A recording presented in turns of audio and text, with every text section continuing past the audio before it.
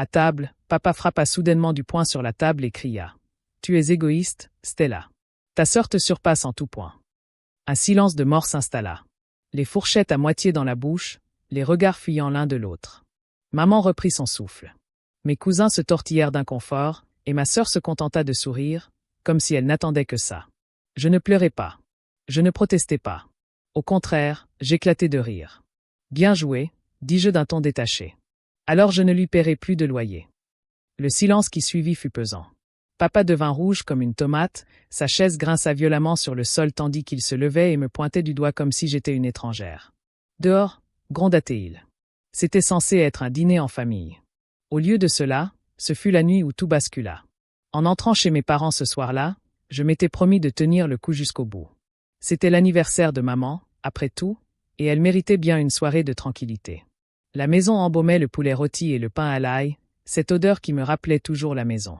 Maman m'a accueilli avec un sourire qui a dissipé la tension qui me pesait. Et pendant un bref instant, j'ai cru que peut-être, juste peut-être, nous pourrions avoir un dîner normal. La table était magnifiquement dressée. Mes cousins riaient, mes tantes bavardaient, et le tintement des verres emplissait l'air. Maman rayonnait, illuminée par l'attention qu'elle recevait si rarement. Je me souviens avoir pensé, c'est comme ça que ça devrait être pour elle, et pour personne d'autre. Mais dans ma famille, ces moments ne duraient jamais. À peine installé, papa s'est raclé la gorge et a, comme toujours, orienté la conversation vers ma sœur Amanda. Elle réussit si bien à l'université, s'est-il vanté, la voix gonflée de fierté. Déjà, un petit boulot, elle fait tout à la perfection. J'ai esquissé un sourire poli et j'ai mâché lentement. J'avais entendu ce discours à chaque réunion, mot pour mot. Amanda était assise en face de moi, hochant la tête comme si les compliments ne lui étaient pas familiers, comme si on ne lui avait pas servi le même texte 100 fois. Elle pencha la tête et feignit l'humilité, tout en savourant visiblement chaque seconde. Nous autres, nous restions assis en silence, laissant papa faire son monologue. Que pouvions-nous dire? Personne n'osait l'interrompre. Maman m'a lancé un regard d'excuse, comme si elle savait combien cela me blessait, mais elle n'arrivait pas à s'en empêcher. J'ai pris une gorgée de mon verre pour tenter de faire taire ces mots, mais ils me transperçaient le cœur. Elle a tellement de potentiel. Elle va réussir. Elle est tout ce qu'un père peut souhaiter. Ce n'était pas que je détestais ma sœur. C'était la comparaison constante. La façon dont papa transformait chaque événement familial en un moment où Amanda était sous les projecteurs. Le dîner d'anniversaire de maman n'a pas fait exception. J'ai dégluti difficilement et me suis dit de rester calme. Je n'allais pas gâcher la soirée. Je n'allais pas me laisser faire. C'était le plan, en tout cas, jusqu'à ce que papa pose son regard sur moi et prononce les mots qui ont mis le feu aux poudres. Son regard s'est fixé sur moi, perçant et plein d'attente. « Stella, est-ce que tu aides suffisamment ta sœur ?» Ma fourchette s'est figée à mi-chemin de ma bouche. « Est-ce que tu l'aides suffisamment ?» Qu'est-ce que ça voulait dire? J'ai cligné des yeux, essayant de rassembler mes idées, mais avant que je puisse répondre, il s'est tourné vers Amanda. « Est-ce qu'elle t'aide ?» a-t-il demandé, la mettant presque au défi de dire non. Amanda a hésité une seconde, puis a esquissé un sourire doux et calculateur. « Oui », a-t-elle dit gentiment. Mais en fait, il y a quelque chose que je voulais lui demander. Je savais déjà où il voulait en venir. Papa s'est penché en avant, le visage illuminé comme s'il attendait ce moment. « Basi griega, Amanda. » Demande. Amanda s'est tournée vers moi, sa voix calme mais chargée d'une tension palpable. « J'envisage d'acheter une voiture. Ce serait tellement plus facile d'aller en cours, au travail, partout. J'espérais que tu pourrais m'aider. » Un silence s'est installé dans la pièce. « J'ai posé lentement ma fourchette. » Une voiture? Elle a hoché la tête. « Oui, juste quelque chose de fiable, tu sais, pour que je puisse concilier. Études et travail. » Je me suis tourné vers papa, sceptique. « Tu es sérieux? Si elle a besoin d'une voiture, pourquoi tu ne la lui achètes pas? » L'atmosphère a changé instantanément, comme si quelqu'un avait appuyé sur un interrupteur. La mâchoire de papa s'est crispée, ses yeux se sont plissés. Il a posé sa fourchette et s'est penché par-dessus la table, sa voix basse mais tranchante. « Tu ne peux vraiment pas faire ça à ta propre sœur. » Mon cœur s'est emballé, mais je me suis forcé à rester calme. Je l'aide déjà beaucoup. Si elle veut une voiture, c'est sa responsabilité. C'est ce qui l'a fait réagir. Sa voix s'est élevée, chaque mot plus incisif que le précédent. Amanda a du potentiel. Elle va devenir quelqu'un de grand, mais elle n'y arrivera pas sans soutien.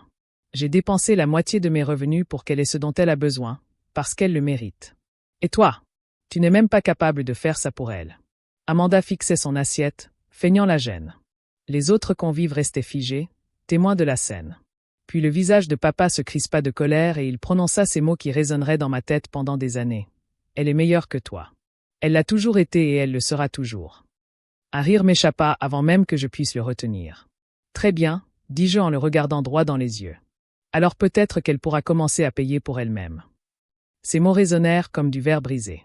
Le visage de papa devint écarlate, ses veines saillantes aux tempes. D'un geste brusque, il repoussa sa chaise. Le cri résonna dans la salle à manger. Dehors, rugit-il en pointant la porte. Le bruit de sa chaise raclant le sol résonnait encore dans ma tête tandis qu'il pointait du doigt la porte. Source, Stella. Si tu veux être égoïste, tu n'as rien à faire ici. Ne reviens plus. Un instant, la pièce sembla s'effondrer. Ma mère porta instinctivement la main à sa bouche, les yeux écarquillés de stupeur. Mes tantes et oncles se tortillèrent, mal à l'aise, fixant leurs assiettes comme si les motifs de la porcelaine les fascinaient soudainement. Mes cousins chuchotèrent nerveusement entre eux. Personne ne bougea pour l'arrêter. Personne ne dit un mot. Amanda resta figée, sa fourchette suspendue au-dessus de son assiette.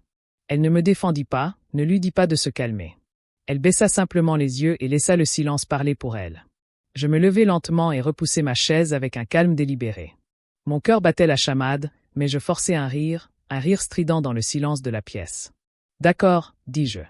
Tu la crois meilleure que moi? Alors tu peux lui payer un loyer. Bonne chance avec ça. » Le visage de papa était rouge, presque tremblant de colère, mais je ne lui donnerais pas la satisfaction de me voir m'effondrer. Je me tournai vers ma mère et lui fis un sourire forcé. « Joyeux anniversaire, maman. » Puis je partis. Dans ma vieille chambre, j'ai fermé la porte derrière moi et me suis appuyé contre elle. Les voix étouffées de ma famille résonnaient encore en bas. J'entendais la voix de maman, désespérée et suppliante, qui essayait de calmer papa. J'imaginais Amanda se tortiller sur sa chaise, feignant l'innocence, prétendant que rien de tout cela n'était de sa faute. Assise au bord du lit, mon téléphone à la main, je faisais défiler l'écran sans vraiment rien voir. Mon cœur battait encore la chamade, la colère me brûlant sous la peau. Ce n'était pas la première fois que papa m'humiliait devant tout le monde. Mais ce soir, c'était différent. Peut-être parce que c'était l'anniversaire de maman. Peut-être parce qu'il n'avait même pas essayé de cacher son favoritisme. Peut-être parce qu'Amanda s'était si facilement laissée faire. Mais quelle qu'en soit la raison, quelque chose avait changé en moi. Je n'allais pas lui demander de se rétracter. Je n'allais pas rester silencieuse et accepter mon rôle de fille oubliée, de porte-monnaie ambulant, de celle qui devait toujours se sacrifier pour Amanda. Si papa voulait que je disparaisse, pas de problème. Je pouvais lui faciliter la tâche. Cette pensée m'apaisa comme un glaçon qui calme le feu qui me brûlait la poitrine. Je ne savais pas encore quoi faire, mais une chose était sûre. Je ne les laisserais plus profiter de moi. En bas, les rires reprirent peu à peu. Forcés et gênés. Les assiettes s'entrechoquaient, les verres se remplissaient comme si de rien n'était. C'était ma famille. Faire comme si l'explosion n'avait jamais eu lieu, balayer les débris sous le tapis et laisser Amanda briller sous les projecteurs. Mais assise dans ma chambre, les yeux rivés sur l'écran de mon téléphone, je me promis que cette fois, je ne laisserais pas passer ça. Le lendemain matin, la lumière du soleil inondait ma chambre, mais je la sentais à peine. Mon téléphone vibrait sans cesse sur ma table de chevet. Un instant, j'ai songé à l'ignorer. Mais quand j'ai vu le nom d'Amanda apparaître à l'écran, j'ai soupiré et me suis levé. Avant même que je puisse dire bonjour, sa voix a retenti dans mon oreille. « Stella, qu'est-ce qui t'a pris hier soir? Tu as fait honte à papa. Tu m'as fait honte. » Je me suis adossé aux oreillers et les laissé se plaindre.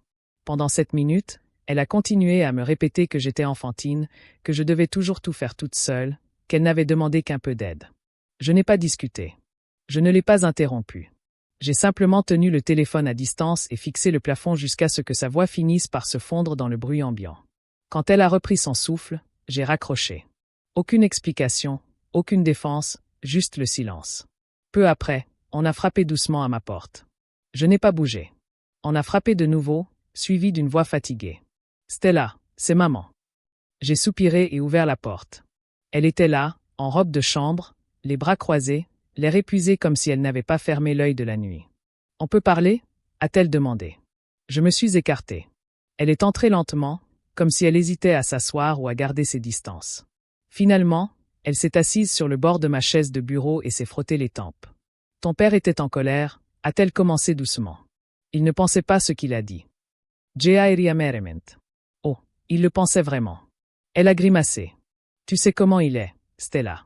Il s'emporte. Mais il t'aime. Il ne veut pas que ça empire.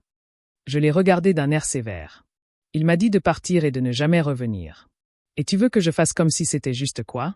Une mauvaise humeur? Ses épaules se sont affaissées. Et pendant un instant, j'ai presque eu pitié d'elle. Mais ensuite, elle a dit, tu dois arranger ça. Et parce que tu es parti. J'ai figé. Arranger quoi? Tu sais quoi? Ton père, Amanda, fait la paix, d'accord? Arrête de le provoquer. Quelque chose en moi s'est durci.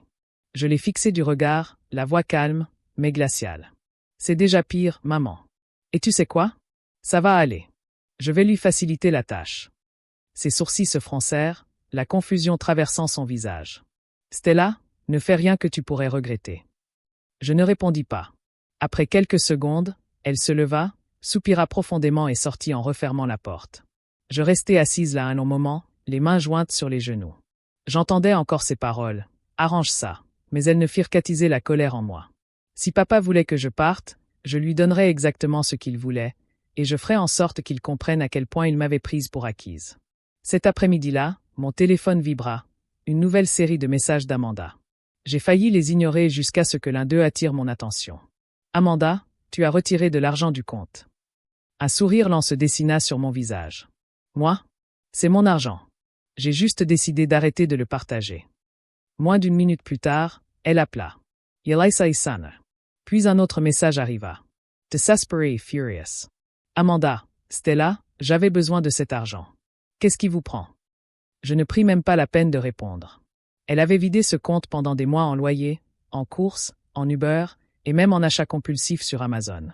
Au début, je me disais que c'était juste pour aider la famille. Mais quand papa a exigé que je lui achète une voiture, j'ai craqué. Alors j'ai transféré jusqu'au dernier centime, j'ai fermé le compte et je me suis sentie plus légère que depuis des années. Ce soir-là, mon téléphone n'arrêtait pas de vibrer. Des appels d'Amanda, des appels de papa, et même quelques-uns de maman. Je les ai tous ignorés jusqu'à ce qu'un dernier SMS apparaisse. Amanda, je n'arrive pas à payer le lawyer. Que veux-tu que je fasse? J'ai fixé l'écran un long moment, puis j'ai répondu. Demande à papa. Il a dit qu'il s'en occuperait. Tout est souviens. J'ai raccroché, coupé ses notifications et laissé le silence m'envahir. Pour la première fois depuis longtemps, je me suis senti libre. Mais bien sûr, ça n'a pas duré. Le lendemain après-midi, la sonnette a retenti. J'ai eu un mauvais pressentiment en entendant la voix de maman qui m'appelait du haut des escaliers. Stella, papa est là. J'ai fermé les yeux, expiré lentement, puis je suis descendu. Il était là, dans le salon, les bras croisés, la mâchoire crispée. Maman rôdait à proximité, agitant les mains. Règle ça, a sifflé papa. Je me suis appuyé contre l'encadrement de la porte, les bras croisés. Régler quoi? Tu sais quoi? A-t-il grogné. Le loyer d'Amanda est dû, et tu ne vas pas laisser ta sœur à la rue. J'ai incliné la tête. Tu n'avais pas dit que tu paierais. Tu me l'as dit toi-même hier soir. Son visage a tressailli. Un instant, j'ai cru qu'il allait exploser, mais il a plutôt esquissé un sourire suffisant. Je pensais que tu retrouverais la raison avant d'en arriver là. Eh bien, non. Le silence s'est assombri comme un fil de fer. Son regard me brûlait, ses poings serrés le long du corps. Du coin de l'œil, j'apercevais maman, les lèvres pincées, le corps tendu comme si elle attendait sa réaction. Au lieu de cela, sa voix baissa, maîtrisée, presque trop calme. Si tu veux te comporter comme une gamine égoïste, très bien, je m'en occupe. La façon dont il l'a dit me glaça le sang. Je n'aimais pas cette colère calme que je pouvais gérer, mais le calme sous-entendait du calcul. Qu'est-ce que ça veut dire? Demandai-je. Il ne répondit pas. Il se contenta de se retourner et de sortir, la porte d'entrée claquant derrière lui. Je restai figé, le cœur battant la chamade. Mais Aman Superior profondément. Stella, pourquoi fais-tu ça? Faire quoi? Te défendre. Il est contrarié, dit-elle doucement. Il veut juste protéger Amanda. Mais je l'avais déjà interrompu. Mon instinct me disait que ce n'était pas fini. Papa avait fait une promesse, et j'en savais assez pour savoir qu'il la tiendrait de la pire des manières. 2 jours plus tard, je rentrai du travail et remarquai quelque chose d'étrange dans l'allée de la maison de mes parents. Une forme familière, ma vieille voiture était là, mais une pancarte lumineuse « à vendre » était collée sur le pare-brise. J.I. Sentima Poitrine Cesserer. Cette voiture n'était pas qu'une simple armurerie. C'était la mienne, la première que j'avais achetée avec mon propre argent, adolescente. Bien sûr, je ne l'avais pas conduite depuis des années, mais c'était bien plus qu'un moyen de transport. C'était la liberté, la preuve que je pouvais construire quelque chose par moi-même, sans l'aide de personne. Et maintenant, papa essayait de la vendre. Par dépit, j'ai fait irruption, le cœur battant la chamade. Maman était dans la cuisine, surprise de me voir. « Où est papa ?» ai-je demandé avec empressement. Elle s'est figée, son regard se portant vers la porte. « Il n'est pas là. »« Pourquoi ?» ai-je fait remarquer. « Il vend ma voiture. » Sa bouche s'est ouverte, puis s'est refermée. Elle s'est frottée les mains nerveusement. « Stella, tu ne l'as pas utilisée depuis des années. » Il pensait que ça ne me dérangerait pas. Je l'ai interrompue en riant amèrement. « Elle est à moi, maman, pas à lui. » Elle a soupiré, déjà vaincue. Il pensait que comme tu rompais les liens, ça ne te dérangerait pas. Et je n'ai pas répondu. Au lieu de ça, je suis ressorti en trombe, j'ai arraché le panneau avec la garniture du pare-brise et j'ai sorti mon téléphone. Papa a répondu à la deuxième sonnerie, d'un ton beaucoup trop désinvolte. « Tu as changé d'avis ? Tu vas vendre ma voiture ?» ai-je sifflé. Un silence. Puis il a dit doucement. « Elle est là depuis des années. Tu t'en fiches visiblement. Ce n'est pas à toi de la vendre. Tu l'as laissée là, Stella. C'est donc à moi de m'en occuper. Tu n'es pas de la famille. Tu te souviens ? Alors pourquoi tu te soucies de ce qui arrive à cette chose qui pourrit dans mon allée ?» J'ai serré le téléphone si fort que j'avais mal aux doigts. Ces mots m'ont blessé plus que je ne voulais l'admettre, mais je me suis forcé à rester ferme. « Très bien, » ai-je dit froidement. « Si c'est comme ça que tu veux jouer, je jouerai comme toi. » Et j'ai raccroché. Le lendemain matin, j'ai pris la clé de secours, j'ai conduit jusqu'à la maison de mes parents et je me suis garé dans l'allée comme si j'étais encore propriétaire, parce que techniquement, c'était le cas. La voiture était poussiéreuse, mais quand je me suis installé au volant et que j'ai tourné la clé, le moteur a rugi. C'était comme retrouver une partie de moi-même. Je me suis engagé sur la route et j'ai souri quand mon téléphone a vibré quelques secondes plus tard. « Papa, tu viens de me valer ? » Moi ? Non. Je récupère juste ce qui m'appartient. Pour une fois, la satisfaction l'emportait sur la colère. Mais je n'en avais pas fini. Ce soir-là, quelque chose m'a interpellé. Les paroles suffisantes de papa. Je vais m'en occuper à ma façon. Résonnait encore dans ma tête. Sur un coup de tête, je me suis connecté au vieux compte joint que papa m'avait convaincu d'ouvrir des années auparavant. Il appelait ça un filet de sécurité, un moyen de m'aider à gérer mon argent quand je commencerais à travailler. Je ne l'avais pas consulté depuis des mois. Quand le solde s'est affiché, j'ai commencé à avoir des doutes. Il manquait des milliers d'euros. J'ai parcouru l'historique mois par mois et là, c'était évident. Retrait, virement, paiement récurrent pour le loyer d'Amanda, ses frais de scolarité, ses courses, et même quelques retraits d'argent directement au nom de papa. Il m'avait saigné à blanc pendant des années. La mâchoire serrée, la colère montait en moi. Ce n'était plus seulement une question d'Amanda. C'était une question de papa qui se servait de moi comme d'un distributeur automatique de billets tout en prêchant la responsabilité familiale. D'accord, me suis-je murmuré, en transférant le solde restant d'un seul geste. Puis j'ai fermé le compte définitivement. Quelques heures plus tard, mon téléphone n'arrêtait pas de sonner. Papa, Amanda, même maman. J'ai ignoré chacun d'eux. Tard dans la nuit, la sonnette a retenti. Je n'ai même pas eu besoin de me retourner pour savoir qui c'était. Quand j'ai ouvert la porte, papa était là, le visage rouge et les poings serrés. « Qu'est-ce que tu as fait ?» a-t-il demandé. J'ai croisé les bras. « J'ai récupéré mon argent, comme j'ai récupéré ma voiture », a-t-il dit d'un ton méprisant. C'était notre compte. Non, ai-je répondu calmement. C'était le mien, et tu l'as vidé sans me le dire.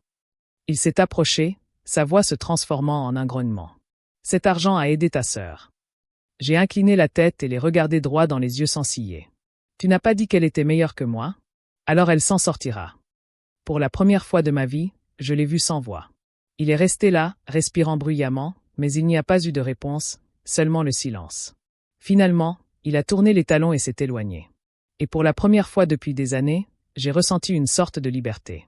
J'ai cru que j'avais enfin trouvé la paix. J'avais gagné. Ma voiture était de retour. Mon argent était en sécurité.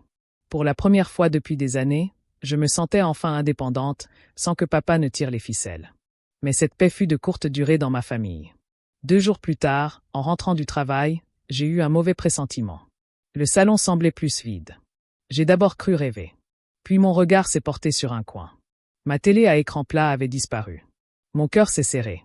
Je me suis précipité dans la chambre, ouvrant les tiroirs, inspectant les étagères. Mon ordinateur portable, ma collection de montres, même ma console de jeux avait disparu, des vêtements manquaient.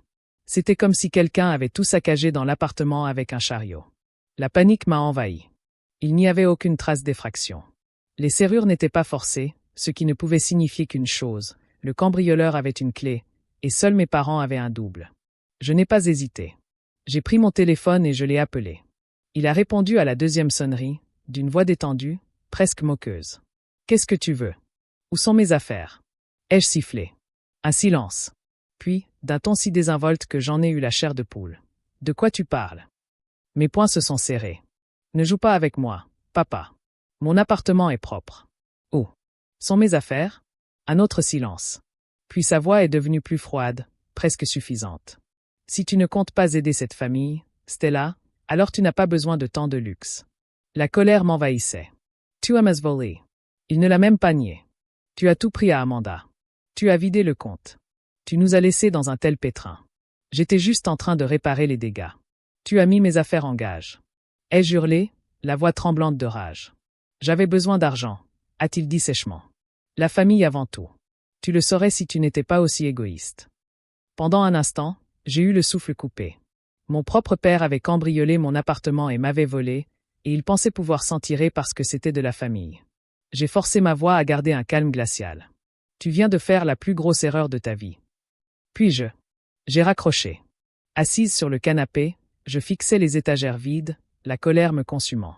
Papa pensait pouvoir me déshabiller, que je me laisserais faire comme d'habitude, mais il m'avait sous-estimé. Le lendemain matin, j'ai pris rendez-vous chez un avocat. Rien de dramatique, juste une consultation. J'ai expliqué la situation, j'ai fourni des preuves que les objets volés m'appartenaient, reçus, numéro de série, même des photos. L'avocat n'a pas hésité. C'est du vol. Vous pouvez porter plainte ou, si vous voulez, menacer de le faire. Croyez-moi, il cédera. Un sourire s'est dessiné sur mes lèvres. Pour une fois, j'avais le pouvoir. Ce soir-là, j'ai rappelé papa. Cette fois, j'ai mis le haut-parleur et j'ai enregistré la conversation. J'ai parlé à un avocat. Ai-je commencé calmement. Si vous ne me rendez pas tout ce que vous avez pris au prêteur sur gage, je porterai plainte pour vol. À l'autre bout du fil, il riait. Il ne le ferait pas. Tu ne mettrais pas ton propre père en prison. J'ai souri. Si. Et devine quoi? Je t'ai enregistré en train de l'avouer la dernière fois. Tu veux que j'essaie? Au tribunal? Silence. Un silence pesant, étouffant. Pour la première fois, j'ai perçu une faille dans son armure. Finalement, sa voix s'est affaiblie, moins assurée. Tu vas vraiment faire ça? Tu m'as volé? Ai-je lancé sèchement. Alors oui, je le ferai. Un autre silence, puis un soupir. D'accord, je vais te donner l'argent. Tu as une semaine. J'ai raccroché, les mains tremblantes, non pas de peur, mais de triomphe. Pendant des années, papa m'avait traité comme si j'étais impuissante, comme si je n'étais qu'un portefeuille qu'il pouvait vider à sa guise. Mais maintenant, pour la première fois, c'était lui qui était dos au mur. Et je n'avais pas dit mon dernier mot. 3 jours plus tard, papa m'a envoyé l'argent par virement. Pas un centime, sans discuter, sans s'excuser. Pour une fois, il n'avait pas eu d'autre choix que de céder. Et c'est là que j'ai su que c'était fini. J'ai mis mon appartement en vente, emballé le peu qu'il me restait, et quelques semaines plus tard, j'étais parti. Un nouvel emploi dans un autre état, un nouvel appartement, un nouveau départ. Pour la première fois de ma vie d'adulte, je pouvais respirer sans attendre la prochaine demande, la prochaine culpabilité, la prochaine trahison. Le silence était un bonheur. Pas d'appel, pas de message, pas de drames familiaux, juste la paix. 3 mois passèrent avant que je n'aie des nouvelles. Puis, soudain, mon téléphone s'illumina. C'était maman. J'ai failli l'ignorer, mais la curiosité l'emporta. Dès que j'ai décroché, sa voix fatiguée s'éleva. « Stella, ta sœur est enceinte. » J'ai cligné des yeux, sous le choc. « Hein? Elle est seule, » poursuivit maman, la voix brisée. « Papa est parti. Elle n'a rien. Elle a besoin d'aide. » Je me suis adossé à ma chaise et j'ai laissé les mots résonner en moi. Amanda, la chochote. Celle pour qui papa avait tout sacrifié. Celle qui était meilleure que moi. Enceinte, abandonnée, sans le sou. Lentement, un sourire s'est dessiné sur mon visage. Eh bien, ai-je dit doucement. C'est la meilleure, n'est-ce pas? Elle trouvera une solution. Avant que maman ne puisse répondre, j'ai raccroché. Des semaines plus tard, un courriel est apparu dans ma boîte de réception. L'objet était « Salut, on peut parler ». J'ai failli rire avant de l'ouvrir. À l'intérieur, Amanda se livrait à cœur ouvert. Je sais qu'on a eu des différends, mais j'ai Vraiment besoin de ton aide. Être une mère célibataire, c'est plus dur que je ne le pensais. Papa est fauché. Maman ne peut pas faire grand-chose. S'il te plaît, Stella. On est toujours une famille. Une famille. Maintenant, elle voulait utiliser ce mot. J'ai fixé l'écran un long moment, puis j'ai cliqué sur « Signaler comme spam », parce que certaines leçons ne s'apprennent pas avec de la gentillesse. Certaines personnes n'apprennent que lorsqu'on arrête enfin de les sauver. J'ai fermé mon ordinateur portable et j'ai expiré, un poids s'étant envolé de ma poitrine. Pour la première fois depuis des années, je n'étais plus Stella, celle qui gagne le pain. Stella, celle qui a le portefeuille. Stella, la fille oubliée. J'étais juste Stella, et c'est tout.